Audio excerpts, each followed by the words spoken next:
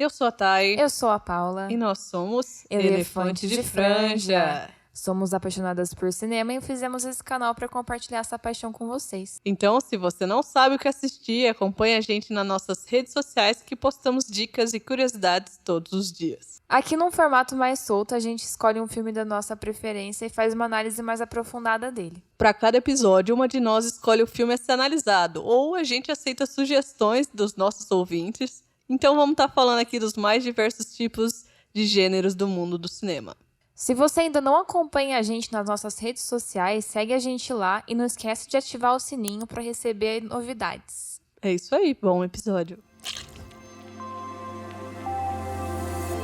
Hoje vamos estar falando de um filme francês de 2019 chamado Retrato de uma Jovem em Chamas. Ele é dirigido pela Céline Sciamma.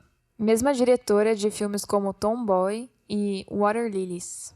As protagonistas desse filme são interpretadas por Adèle Haenel e Noémie Merlan. O filme ganhou bastante destaque na época de seu lançamento. Ele chegou a concorrer melhor filme em Cannes, mas Parasita acabou ganhando a Palma de Ouro. Mas ele ganhou a Palma de Ouro por melhor roteiro na categoria de filme queer. A Noémie Merlan, que faz a Marianne, ela fez parte de um filme chamado Tar, que foi indicado para melhor filme no Oscar.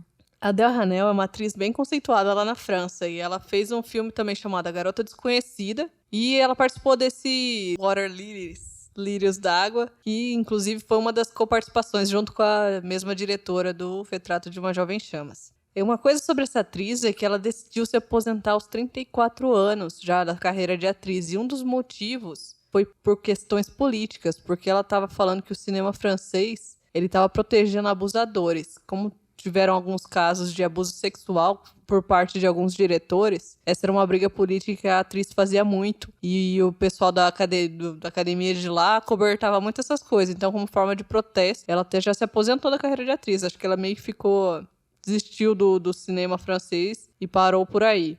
Uma das coisas que a gente pode até ver, essa questão política dela, é que num dos festivais lá da França de cinema, que é o César, basicamente o Oscar deles, um dos diretores que estavam sendo acusados de abuso sexual estava concorrendo a uma categoria de melhor diretor. Aí na hora que essa categoria foi ser anunciada, ela levantou da plateia e saiu como forma de protesto. Várias outras pessoas fizeram isso também. Mas ela foi uma das que começou esse movimento e como ela tem um nome forte lá, chamou bastante atenção. Ela mesma tem uma denúncia feita contra um diretor quando ela trabalhou com 12 anos, que ela fala da questão de assédio contra ela. É um processo que ainda está em andamento, mas ela registrou uma queixa também. E é uma pena, né? Porque é uma atriz fenomenal, sabe? Que tá parando a carreira por um motivo que não era para existir, né? Além dessas questões do abuso, por parte do pessoal do cinema querer encobrir isso aí. Então é bem triste ver isso acontecer. Uma das frases tristes que ela coloca na carta dela de aposentadoria é que ela fala que incomoda-os muito que as vítimas façam todo esse barulho e falem sobre. Eles prefeririam que morressem em silêncio. Então bora lá pra sinopse. Bora. No século XVIII, uma pintora é contratada para ir para uma ilha fazer o retrato de uma jovem que está prometida para casamento. Nesse período, quando não tinha fotografia, eles mandavam um retrato com a imagem da noiva. Só que como essa jovem não queria ser retratada, ela vai disfarçada de companheira de caminhada, para ela poder ir observando os detalhes do rosto e poder pintar a noite escondida. Passando os dias observando a modelo e à noite reproduzindo a sua imagem, elas se veem cada vez mais próximas. Bora lá então para algumas curiosidades. Bora. Todas as pinturas e retratos da Heloise no filme foram feitos por uma pintora chamada Hélène Delmer. E a atriz que faz a pintora no filme, que interpreta a Marianne, trabalhou em conjunto com essa pintora para poder expressar os sentimentos da personagem dela, para essa pintora poder fazer conforme a personagem faria. E essa pintora gastava mais de 16 horas por dia pintando os quadros. Na cena do festival, onde tem várias mulheres cantando em volta da fogueira, elas cantam uma música em latim que significa "não consigo escapar". Que é basicamente um dos dilemas do filme, né? A prisão feminina da época e a falta de escolha. E é uma música que foi composta para esse filme. Um dos objetivos da diretora foi trabalhar a musa como auxiliar do pintor e não sendo fetichizada por ele. Como o filme tem muita questão da presença feminina na sociedade, isso ela trouxe para tirar essa ideia de que a musa é só algo belo ou algo até inferior ao artista. Então ela quis reforçar essa parceria entre musa e artista sendo algo de igualdade. A página escolhida pela Heloise para Marianne pintar é a número 28. E ela não significa só 28, o número. Ela significa infinito e 2, para representar que as duas são infinitas. Esse filme tá na lista dos 250 melhores longa-metragens de um aplicativo chamado Letterboxd, que é um aplicativo para compartilhamento de opiniões sobre cinema. Então bora lá para as nossas análises. Bora! Esse filme não foi escolhido nem por mim, nem pela Thay. Olha só! Ele foi escolhido pelo nosso seguidor. O Nicolas, que pediu pra gente fazer uma análise mais detalhada dele. Eu já tinha assistido o filme, eu gosto muito desse filme, mas a Paula assistiu só pra gente fazer esse episódio. E pra variar, eu adorei. A princípio, eu fiquei um pouco receosa de assistir esse filme, porque eu já sabia que ia ser com um ritmo mais lento. Por ser cinema francês, eu já sabia que ia ter muitos olhares. Eu não sabia se eu ia gostar da forma com que foi retratado, sabe? Por mais que você tenha recomendado, por mais que eu tenha lido reviews positivas na internet a respeito desse filme, eu ainda assisti um pouquinho com o pé atrás. Mas logo ali no começo da interação das duas, eu já comecei a gostar do filme, sabe? Eu senti que a atuação das duas, a química das duas é tão boa que você esquece que o ritmo é um pouco mais lento, sabe? E outra coisa que me pegou também foi essa profundidade das personagens, a profundidade até da irmã, que nem aparece no filme. A princípio, pelo menos eu, senti essa dor que ela teve de ter que tirar a própria vida para ela ter uma escolha. A única escolha que ela poderia ter era essa, tirar a própria vida. Ela já tinha o futuro dela escrito já, que ela ia ser irmã, que ia casar para ascender na sociedade, enquanto a outra irmã, que é a Heloise, já estava certa para fazer parte do convento. Então, ela se viu sem escolha. Então, foi isso ou casar com uma pessoa que ela não queria. E ela optou pelo tirar a vida. Então, uma personagem que nem apareceu, não apareceu nem foto dela, a gente já conseguiu sentir compaixão por ela.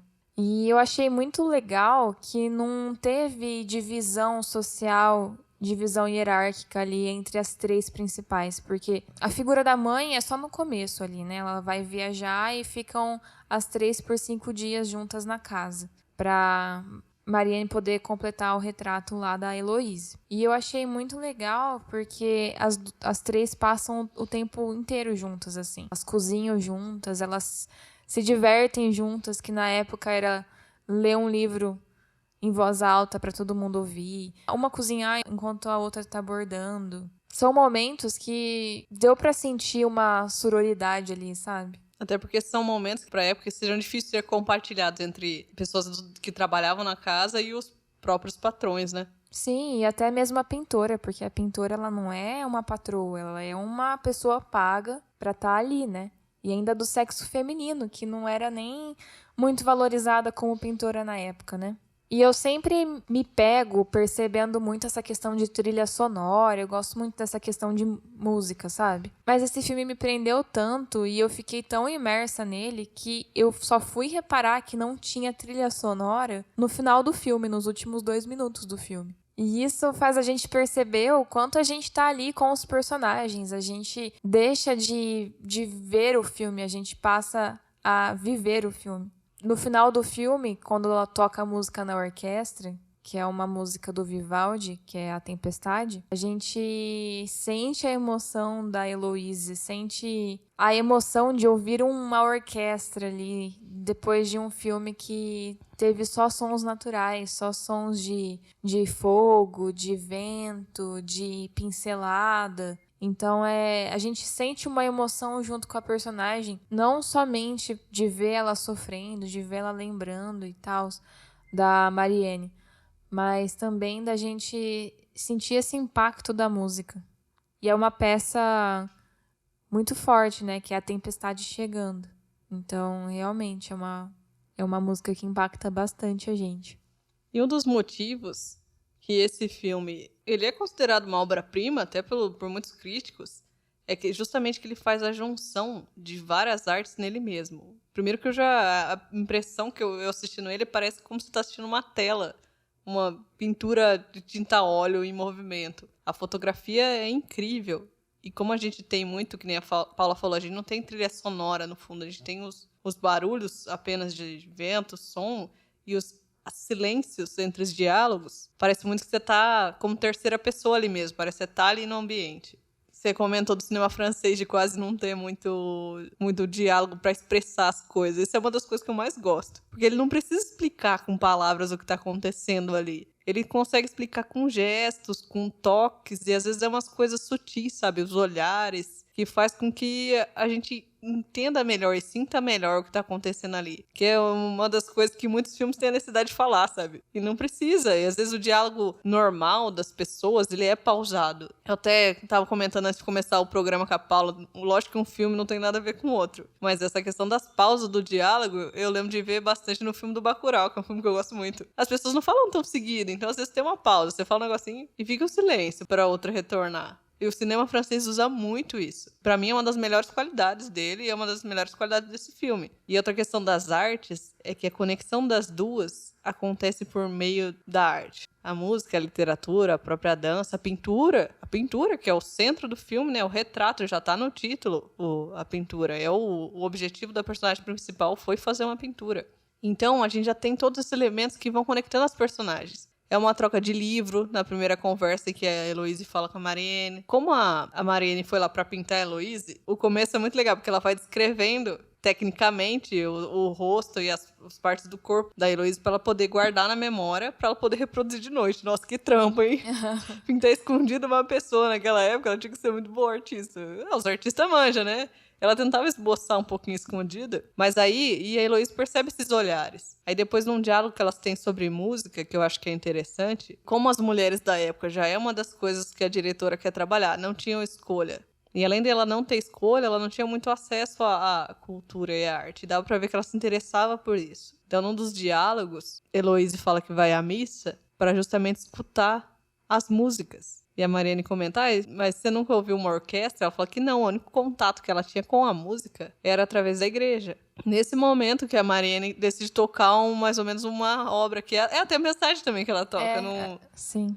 no piano pra poder... Não é piano, é cravo. É cravo? É cravo. Tem um som mais estridente, né? Tem.